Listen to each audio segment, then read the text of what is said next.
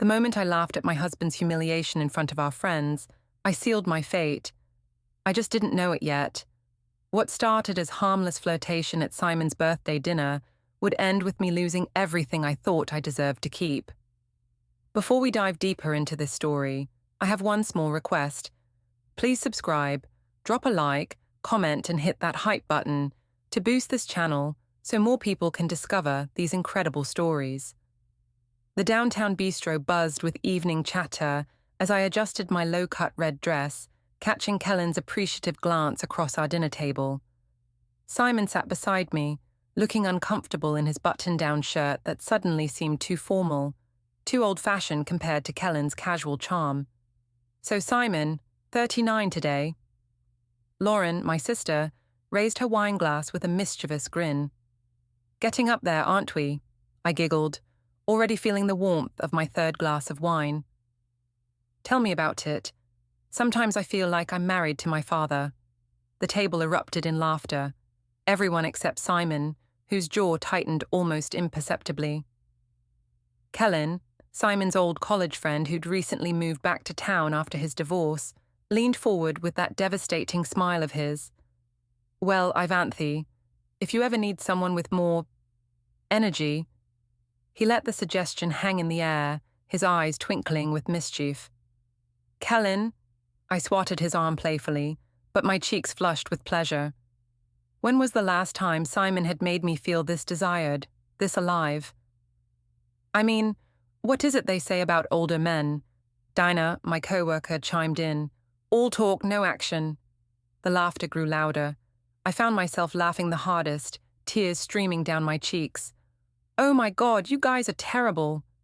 Simon's face had gone completely blank. He sat there like a statue, his hands folded on the table, staring at his untouched birthday cake. Our 7-year-old daughter, Laya, who we'd brought along for the family celebration, looked confused and upset. Daddy, why is everyone being mean? She whispered, tugging at Simon's sleeve. They're just joking, sweetheart, Simon said quietly, his voice strained. But I was too caught up in the attention, in Kellen's flirtatious banter, to care about Simon's discomfort.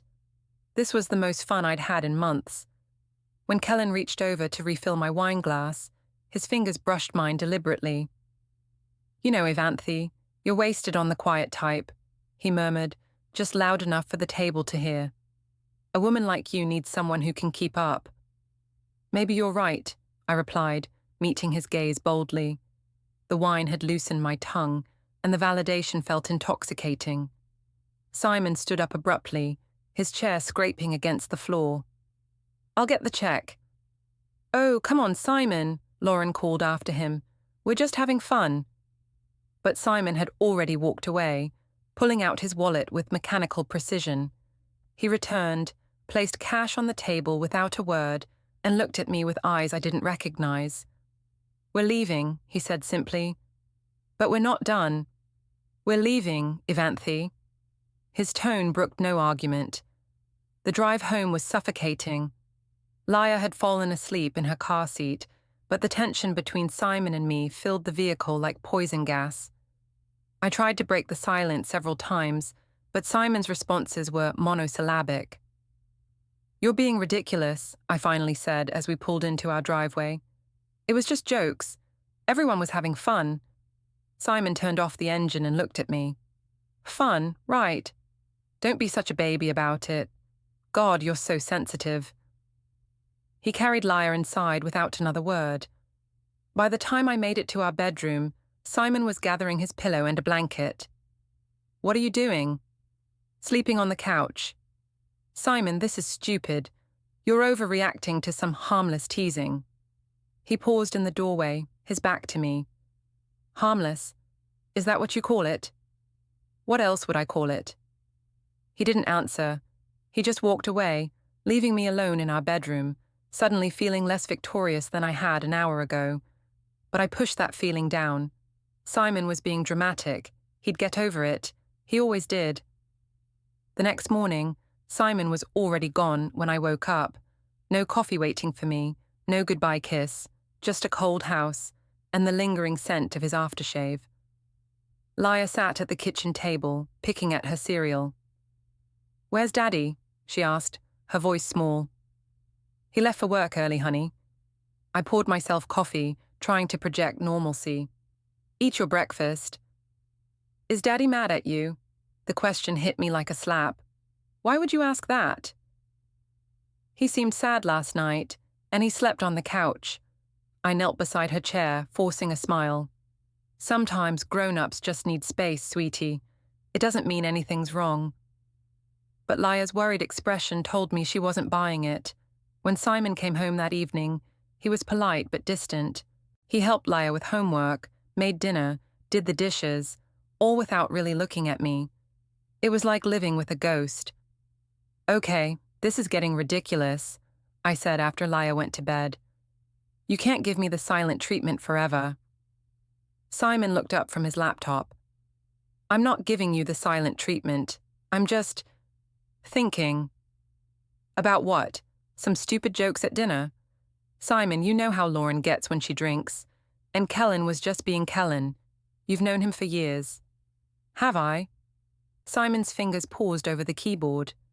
"Because the Kellen I knew in college wouldn't have disrespected my marriage like that." "Disrespected? Oh my God, you're being so dramatic. He was flirting a little." "So what? It's not like I'm going to run off with him."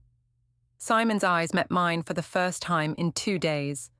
"Aren't you?" "What's that supposed to mean?" "Nothing. Forget it." But I couldn't let it go. "No, what are you implying? That I'm cheating? That I'm some kind of slut who can't control herself around other men?" "I never said that." "You didn't have to. It's written all over your face." I was getting worked up now, my voice rising. "You know what your problem is, Simon? You're paranoid. You see threats where there aren't any because you're insecure about getting older." Simon closed his laptop slowly. "Maybe you're right." His calm response deflated my anger. I'd expected him to fight back, to defend himself. Instead, he just looked tired. "I am right," I said, softer now. "Look, I'm sorry if the jokes hurt your feelings, but you have to understand. I need to have fun sometimes. I need to feel attractive, desired. When was the last time you made me feel that way?" "I see. Do you? Because sometimes I feel like I'm invisible to you, like I'm just the woman who cooks your dinner and raises your daughter." Simon nodded slowly. "Our daughter." "What?" "You said your daughter. She's our daughter." The correction stung more than it should have. "You know what I meant." "Do I?" That night, Simon slept on the couch again, and the night after that. By the end of the week, I was furious. He was punishing me for having a little fun, for feeling attractive for one evening. It was emotional manipulation, pure and simple. "Your husband called the office today," Dina mentioned casually on Friday. "Wanted to know if you were in." My blood ran cold. "What did you tell him?" "That you were in meetings all afternoon. Why?" I'd actually been at the mall, shopping and trying to clear my head. But Simon's checking up on me felt like a violation. He's being paranoid, thinks I'm up to something. "Are you?" "Of course not." The lie came easily. "But I'm starting to think maybe I should be. If he's going to treat me like a criminal anyway." Dina laughed. "Girl, you deserve better than some insecure old man who can't handle his wife being beautiful." Her words felt like validation, like permission. Maybe I did deserve better. That weekend, Simon's mother, Helen, called. I could hear her voice through the phone, sharp with concern. "How are things, Simon? You sounded upset when I called earlier." Simon glanced at me, then walked into his office and closed the door. He stayed in there for over an hour. When he came out, his expression was unreadable. "What did your mother want?" I asked. "Just checking in." "About what?" "Nothing specific." But I could see it in his eyes. He'd told her about the dinner, about our fight. The thought of Helen judging me, whispering about me to Martin, made my skin crawl. "You told her, didn't you? About the other night?" Simon shrugged. "She asked how my birthday went." "And you painted me as the villain, right? Poor Simon, married to the terrible wife who doesn't appreciate him." I told her the truth. Your version of the truth. Simon looked at me for a long moment. Is there another version? That night, I found myself scrolling through my phone, looking at Kellen's social media. He'd posted a photo from the dinner, all of us laughing, me in the center with my hand on his arm. I looked radiant, alive, happy in a way I hadn't felt in years. Before I could stop myself, I liked the photo. Then I sent him a message. Thanks for making Simon's birthday fun. I needed the laughs. He responded within minutes. Anytime, beautiful. You looked amazing that night. The compliment sent a warm thrill through me. When was the last time Simon had called me beautiful? You're sweet, I typed back. Just honest. Simon's a lucky man. Sometimes I wonder if he knows that. There was a pause then. His loss if he doesn't. I stared at the message, my heart racing. This was dangerous territory, but it felt so good to be wanted, to be appreciated. What harm could a little flirtation do? Maybe we should get coffee sometime, I typed. Catch up properly. I'd like that. How about Tuesday? I know a quiet place downtown. My finger hovered over the send button. This was crossing a line, and I knew it. But Simon's coldness, his suspicion, his mother's judgment, it all felt so unfair. I deserved to feel good about myself. Sounds perfect, I sent. The next morning, I found Simon in his office, writing in a small notebook. He closed it quickly when I entered. What's that? Nothing important. But I'd seen enough to make my stomach drop. Dates, times, what looked like a detailed log of something. My hands shook as I poured my coffee. Simon was documenting everything. Sunday lunch at Helen and Martin's house was a tradition I'd grown to dread, but this week felt different, dangerous. Helen's sharp eyes followed my every move, and I could feel the judgment radiating from her like heat from a furnace. You look tired, dear, she said as I helped her set the table. The endearment dripped with false sweetness. Just busy with work, I replied, avoiding her gaze. Simon mentioned you've been working late a lot lately. My hand stilled on the silverware. Did he? Oh, yes. He's worried about you. All those meetings. The way she said meetings made it clear she knew something, or suspected something. I forced a laugh. Well, someone has to pay the bills. Helen's smile was razor-sharp. Of course, though I thought Simon's job at the tech company paid quite well. It does. I just meant, Ivanthe. Helen's voice cut through my stammering. Can we speak privately? My mouth went dry. I should help with... The men can handle it. It wasn't a request. Helen led me to the back porch, closing the sliding door behind us with deliberate care. Through the glass, I could see Simon and Martin setting out food, Laia colouring at the kitchen table. Normal family life continuing while I faced my interrogation. I'm going to ask you something, and I want an honest answer, Helen said, her teacher voice in full force.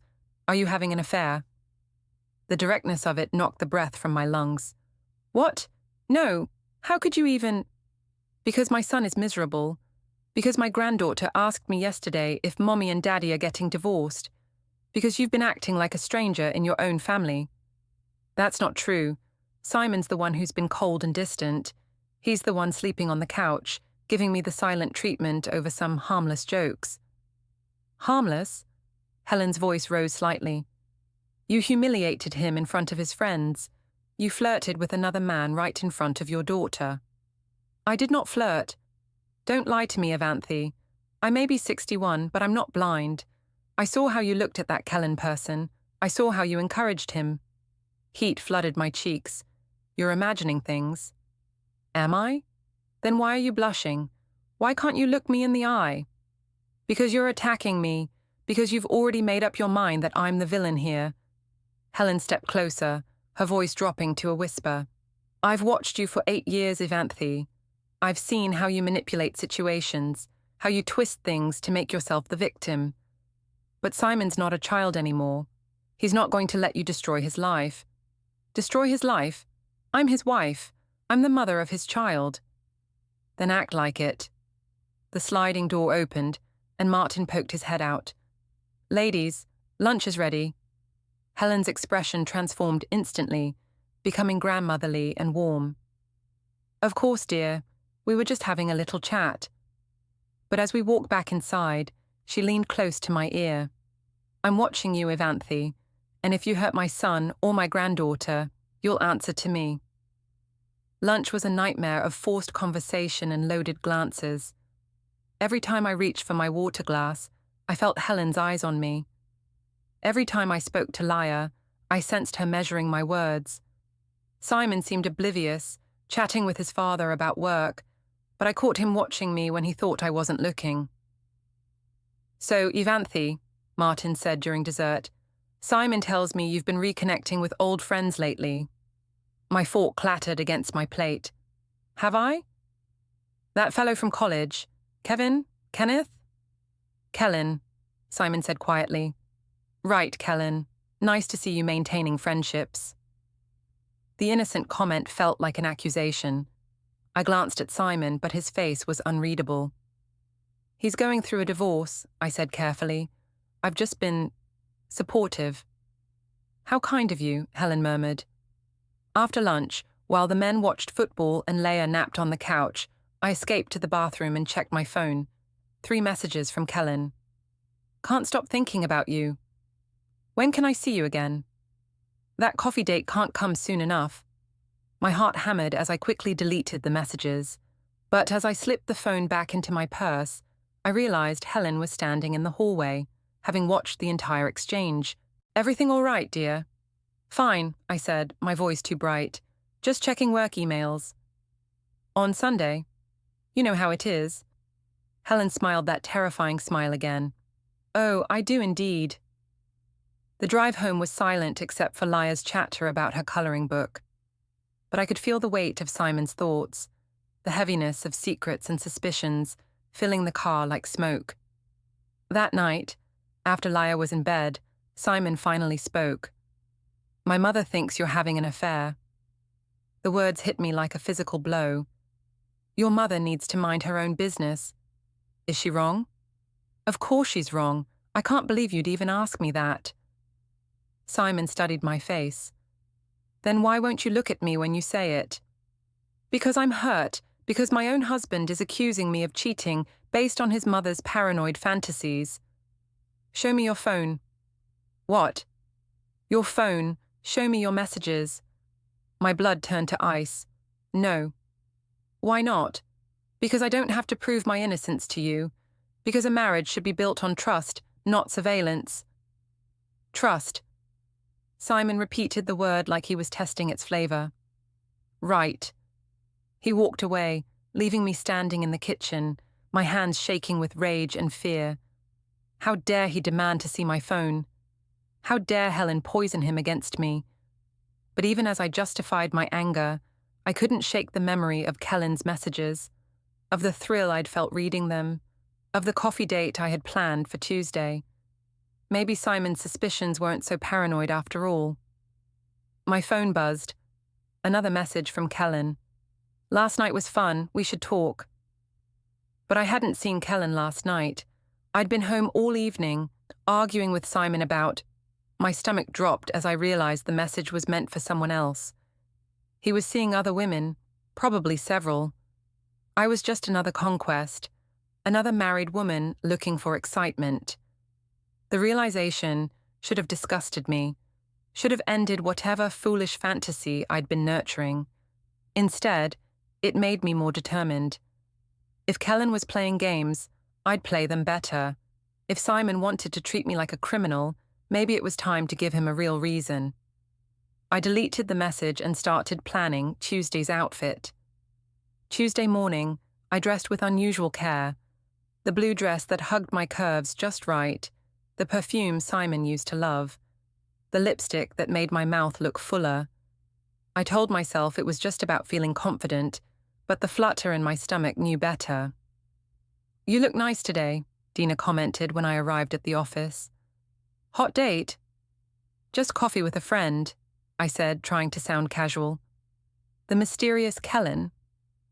I'd mentioned him to Dina over the past few days, painting him as a sympathetic ear during my marital troubles.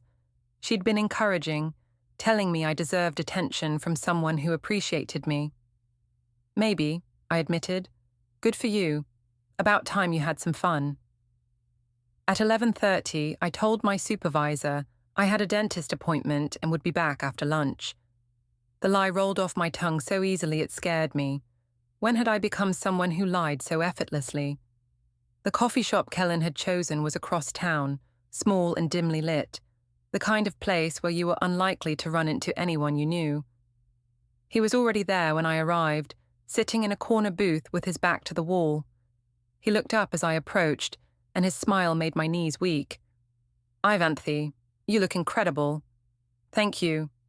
I slid into the booth across from him, acutely aware of how close our hands were on the small table. "I wasn't sure you'd come." "Why wouldn't I?" "Because of Simon. Because you're married." The word hung between us like a challenge. "My marriage is complicated right now. I could tell at the dinner. He doesn't appreciate what he has." Kellen's fingers brushed mine as he reached for his coffee, and I didn't pull away. "It's not that simple." "Isn't it? You're a beautiful, vibrant woman. You deserve someone who sees that, who makes you feel alive." "And you think you're that someone?"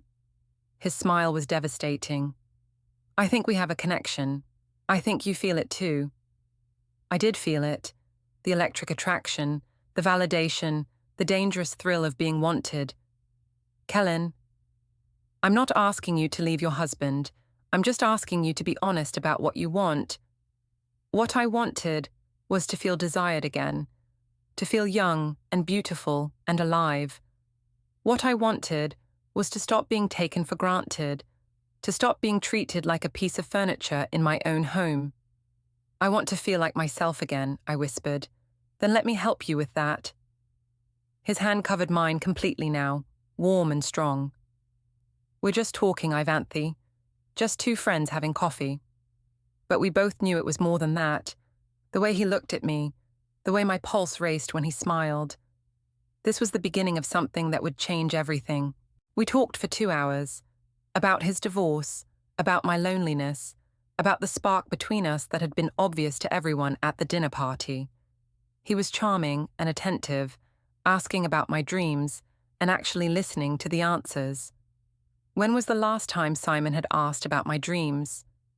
"I should go," I finally said, though I didn't want to. "When can I see you again?" "I don't know, it's complicated." "Thursday? Same time?" I knew I should say no.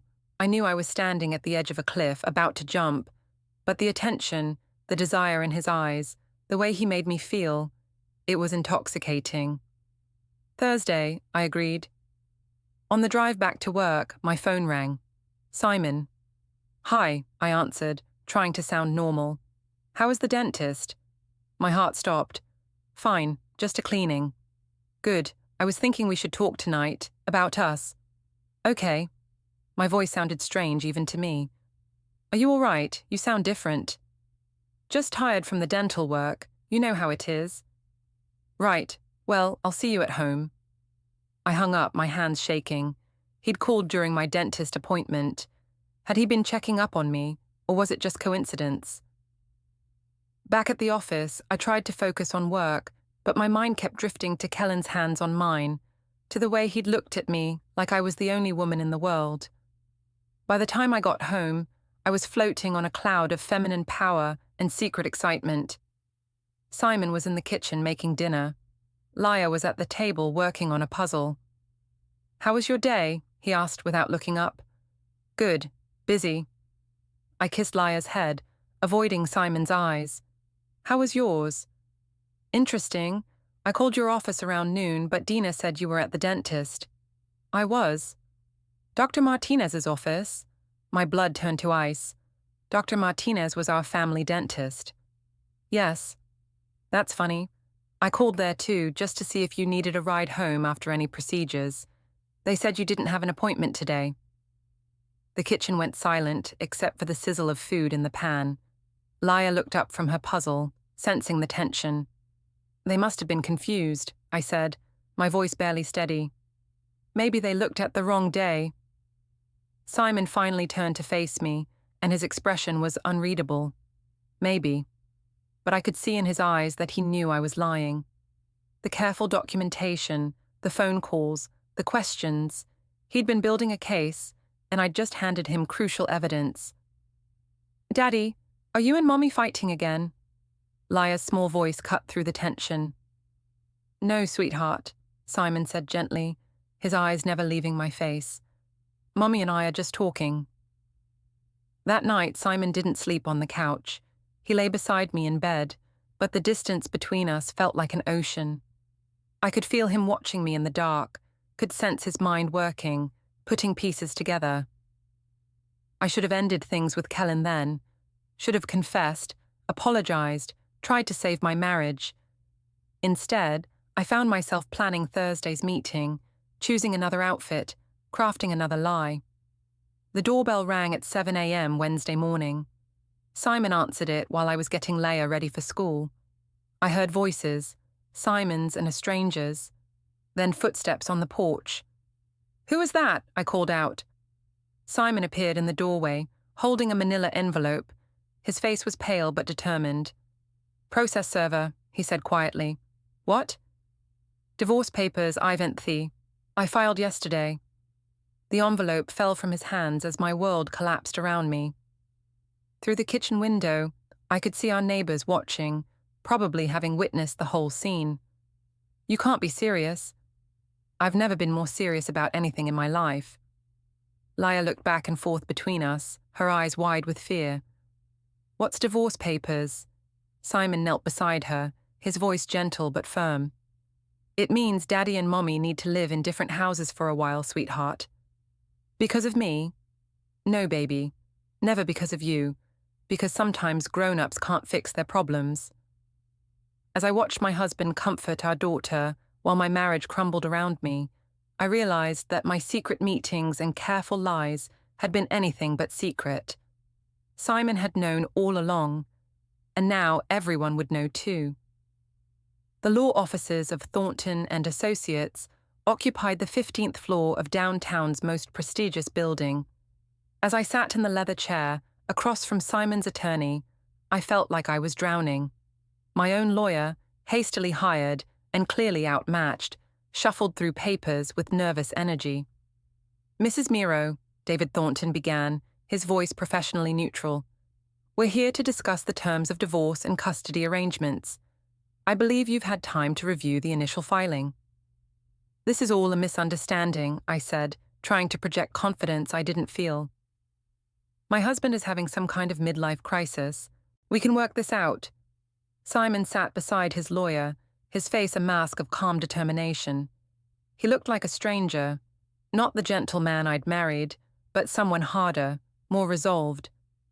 "I'm afraid it's not that simple," Thornton continued, opening a thick folder. "My client has documented evidence of adultery and deception that makes reconciliation unlikely." "Evidence?" My voice cracked. "What evidence?" Thornton spread photographs across the table, like a dealer revealing cards. There I was, entering the coffee shop with Kellen, leaving 2 hours later. Another photo showed us in the booth, his hand covering mine, both of us leaning close in intimate conversation.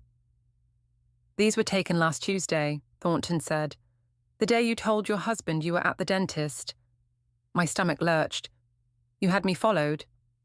"Mr. Merrow hired a private investigator after your alibi didn't check out," Thornton explained. "The investigator has been documenting your activities for the past week." More photos appeared. Kellen and me at a different cafe on Thursday, walking together in the park on Saturday, while Simon thought I was shopping with Lauren. Each image was a nail in the coffin of my marriage. "This proves nothing," my lawyer interjected weakly. "Having coffee with a friend isn't adultery." Thornton smiled thinly and produced another folder. "Perhaps these will clarify the nature of their relationship." Text messages. Dozens of them, printed out in stark black and white. My flirtatious exchanges with Kellen, his increasingly bold suggestions, my responses that grew more encouraging each day. How did you get these? I whispered. Phone records are discoverable in divorce proceedings, Thornton explained. Your husband also recovered deleted messages from your shared cloud account. I watched in horror as my own words condemn me. I can't stop thinking about you either. Simon doesn't understand me like you do. Maybe we should meet somewhere more private next time. I'm not happy in my marriage, haven't been for years. Each message felt like a slap across my face. Seeing them in print, in this sterile legal environment, made them seem so much worse than they had felt when I'd sent them. These messages show emotional adultery at minimum, Thornton continued. Combined with the deception about your whereabouts, they paint a clear picture of infidelity. But I never slept with him, I protested. We just talked. Did you? Thornton produced another photograph. This one showed Kellen's apartment building, with a timestamp from 3 days ago. According to the investigator's report, you were inside Mr. Drake's residence for approximately 4 hours last Friday afternoon. The room spun around me. Friday. I'd told Simon I was working late, told Liar I had to stay for a special project. Instead, I'd gone to Kellen's apartment, where we'd talked and kissed, and... I want to see my client alone, my lawyer said quickly. But there was more. Bank statements showing charges at restaurants I'd claimed never to have visited. Security footage from Kellen's apartment complex. Even a recording from Simon's car dashboard camera that had captured Kellen dropping me off at the end of our street one evening. How long have you been spying on me? I demanded, turning to Simon. He spoke for the first time since we'd entered the room. Since I realized my wife was lying to me every day. I wasn't... You were. His voice was calm but final. About the dentist appointment, about working late, about shopping with your sister, about where you were, who you were with, what you were doing. Every single day, Avanthy. Thornton opened yet another folder. We also have testimony from Mr. Drake himself. An affidavit, signed and notarized, in Kellen's familiar handwriting. My hand shook as I read his words, admitting to our emotional and physical relationship, his statement that I had repeatedly expressed dissatisfaction with my marriage and desire to explore other options. He threw me under the bus, I whispered. Mr. Drake was served with a subpoena, Thornton explained. He chose to cooperate rather than face potential legal complications. The betrayal cut deeper than I'd expected. Kellen, who had whispered sweet words about my beauty and desirability, had abandoned me the moment things got serious. All those promises about understanding me, about giving me what I deserved, they'd evaporated the instant he faced real consequences. This is still just circumstantial, my lawyer tried again. My client made some poor choices, but... There's more, Thornton interrupted. He produced a small digital recorder. Mr. Miro began documenting conversations after he suspected the affair. These recordings were made in his own home, which is perfectly legal. My blood turned to ice as I heard my own voice coming from the speaker. Simon's such a bore. All he cares about is work and that stupid kid. That stupid kid was Liar, our daughter. I'd said it to Lauren during a phone call, not knowing Simon was recording from the next room. He's getting old and pathetic. I deserve better than settling for someone who can't satisfy me anymore. Each word was a dagger to whatever remained of my marriage, but the worst was yet to come. A conversation with Dina from just last week. I'm not leaving him yet. I need to be smart about this. Make sure I get what I deserve in the divorce. The house, custody, alimony. Let him think he has a chance to save the marriage while I figure out my exit strategy. The room fell silent except for the hum of the air conditioning. Even my own lawyer looked stunned. That's enough, Thornton said, switching off the recorder. I think we have a clear picture of Mrs. Merrow's intentions and actions. I felt like I was watching my life implode from outside my own body. Every lie, every deception, every moment of selfish calculation had been documented, recorded, preserved for this moment of reckoning. What do you want? I asked Simon directly. He looked at me with eyes that held no trace of the love that had once lived there. Primary custody of Laya, the house, and I want you out of our lives. You can't take my daughter from me. I can and I will. Those recordings show you called her that stupid kid. The investigation shows you prioritized your affair over her well-being. No judge will award custody to someone who views their own child as an inconvenience. The truth of it hit me like a physical blow. In my pursuit of validation and excitement, I'd lost sight of what actually mattered. I'd gambled everything for a few moments of feeling desired, and now I was about to lose it all. The hearing is scheduled for next week, Thornton concluded. I suggest you prepare accordingly. As we left the building, my lawyer pulled me aside. Ivanthi, I have to be honest with you. This evidence is overwhelming. Your best bet is to negotiate the most favorable terms possible, because if this goes to trial, you're going to lose everything. But I wasn't ready to give up. Not yet. There had to be a way to turn this around, to make Simon look like the villain instead of me. After all, what kind of husband spies on his wife? What kind of man records private conversations and hires investigators? I just needed to find the right angle, the right story to tell. I had no idea that Simon had one more card to play. The courthouse conference room felt like a tribunal.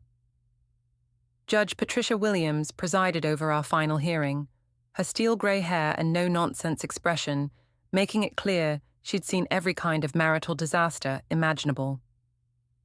Simon sat with his lawyer, a stack of evidence boxes beside them. I sat with mine, feeling increasingly desperate as the morning progressed. Mrs. Miro, Judge Williams began, I've reviewed the extensive documentation provided by your husband's counsel. Do you wish to contest any of these findings? My lawyer had advised me to accept the divorce terms, but something in me rebelled against total defeat. Your Honor, my husband has painted me as a monster, but he's not innocent in this. He spied on me, recorded private conversations, violated my privacy in every possible way. What kind of marriage can survive that level of mistrust? The kind where one spouse isn't committing adultery, Judge Williams replied dryly. Mr. Thornton, please present your final evidence. Thornton stood and placed a tablet on the table. Your Honor, this is security footage from the lobby of Mr. Drake's apartment building, dated last Friday evening. The video played in damning clarity. There I was, entering the building at 2 p.m., looking excited and nervous. The timestamp showed me leaving at 6:30 p.m., my hair disheveled, my lipstick gone, my dress wrinkled. The building's elevator also has security cameras, Thornton continued. The footage shows Mrs. Merrow going directly to the 8th floor where Mr. Drake resides. I wanted to sink through the floor. Every detail of my deception was laid bare, recorded in high definition for a judge to analyze. Furthermore, Thornton continued, we have Mr. Drake's signed statement detailing the physical nature of their relationship, which began that afternoon. I was vulnerable, I burst out. My marriage was falling apart. I was lonely. I made a mistake. Judge Williams looked at me over her reading glasses. Mrs. Merrow, according to these phone records, you initiated contact with Mr. Drake the day after your husband's birthday dinner. You planned and executed this affair while living in your marital home, caring for your daughter, and accepting financial support from your husband. This wasn't a moment of weakness, it was a calculated deception. My lawyer tried one last desperate gambit. Your Honor, my client is willing to accept responsibility for her mistakes. She's prepared to enter marriage counseling, to work on rebuilding trust. With respect, counselor, Simon spoke for the first time. There's nothing left to rebuild. My wife called our daughter that stupid kid. She planned to manipulate divorce proceedings while pretending to save our marriage. She's shown no genuine remorse, only anger at being caught. Judge Williams nodded grimly. Mr. Merrow, I've rarely seen such comprehensive documentation of marital misconduct. Your wife's actions show a pattern of deception, manipulation, and disregard for both your well-being and your daughters. Your Honor, I tried again. I love my daughter. I made mistakes, but I'm still her mother. Are you? Judge Williams pulled out another document. According to the investigator's report, on 3 separate occasions, you left your 7-year-old daughter alone in the evening to meet with Mr. Drake. You told her you were working late while you were actually engaged in an extramarital affair. The accusation hit me like a physical blow. I had left Laya alone, telling her I'd be back soon, while I met Kellen for drinks and increasingly intimate conversations. At the time, it had felt like harmless freedom. Now, it looked like child endangerment. She was fine, I whispered. She was asleep. She was 7 years old and alone in the house while her mother was with another man, Judge Williams said sharply. That shows a profound lack of judgment and parental responsibility. Simon's lawyer produced one final piece of evidence, a recording of Laya talking to her school counselor, expressing confusion and fear about her parents fighting, about feeling like she'd done something wrong. Daddy's sad all the time now. Laya's small voice filled the room. And Mommy gets angry when I ask questions. I think maybe they don't want me anymore. Tears streamed down my face as I heard my daughter's pain I'd caused with my selfish choices. In pursuing my own happiness, I'd destroyed the security of the person who mattered most. Judge Williams closed the file with finality. Based on the evidence presented, I'm granting Mr. Mero primary physical custody of the minor child, with supervised visitation for Mrs. Mero pending completion of parenting classes and counseling. The marital home will remain with Mr. Mero, as will primary financial assets. Mrs. Mero will receive limited spousal support for 6 months to allow for transition to independent living. Your Honor, please. My decision is final, Mrs. Mero. You made choices that prioritized your personal gratification over your family's well-being. The consequences of those choices are now legally binding. As we left the courthouse, I felt completely hollow. Simon walked ahead with his parents, who had come to support him through the proceedings. Helen turned back once to look at me, her expression not triumphant but sad, as if she were viewing the wreckage of something that could have been beautiful. Laya was waiting at Simon's parents' house. When we arrived to finalize the custody transition, she ran to Simon immediately, wrapping her arms around his waist. Are you okay, Daddy? I'm okay, sweetheart. Everything's going to be okay now. She looked at me uncertainly. Are you moving away, Mommy? I knelt down to her level, trying to find words that wouldn't terrify her more than she already was. I'm going to live in a different house for a while, baby. But I'll still see you lots, and I'll always love you. Because of the divorce papers. Because Mommy made some bad choices, and now we have to fix them. Laya nodded solemnly, then surprised me by hugging me tightly. I love you too, Mommy, even when you're sad and angry. The innocence and forgiveness in her voice broke something inside me that I didn't know could break. This beautiful, perfect child still loved me, despite everything I'd put her through. 3 months later, I was living in a small apartment across town, working extra hours to make ends meet without Simon's income. Kellen had moved away immediately after giving his statement, leaving me no forwarding address and blocking my number. The friends who had laughed at Simon's expense during that birthday dinner had gradually stopped returning my calls, uncomfortable with the messiness of my situation. During my supervised visits with Laya, I could see how much happier and more secure she was living with Simon. She'd stopped asking worried questions about divorce and had started talking excitedly about her new art classes and soccer team. Simon had created stability for her that I'd never managed to provide. I'd lost everything in pursuit of feeling desired and appreciated. My marriage, my home, my daily relationship with my daughter, my financial security, all sacrificed for a few months of attention from a man who'd discarded me the moment things got complicated. The worst part was realizing that Simon had been a good husband all along. Not perfect, not the most romantic or exciting man in the world, but faithful, hardworking, devoted to our family. He'd loved me consistently for 8 years, while I'd convinced myself I deserved something more dramatic, more validating.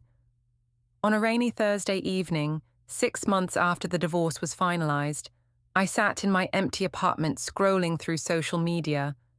Simon had posted a photo of him and Laya at her school play, both of them grinning at the camera.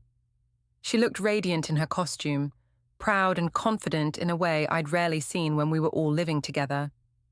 The comments were full of support from friends and family, praising Simon for being such a devoted father, expressing happiness that he and Laya were thriving. No one mentioned me at all. It was as if I'd been erased from the story of my own family. I'd thought I was the victim in my marriage, trapped with a boring husband who didn't appreciate me.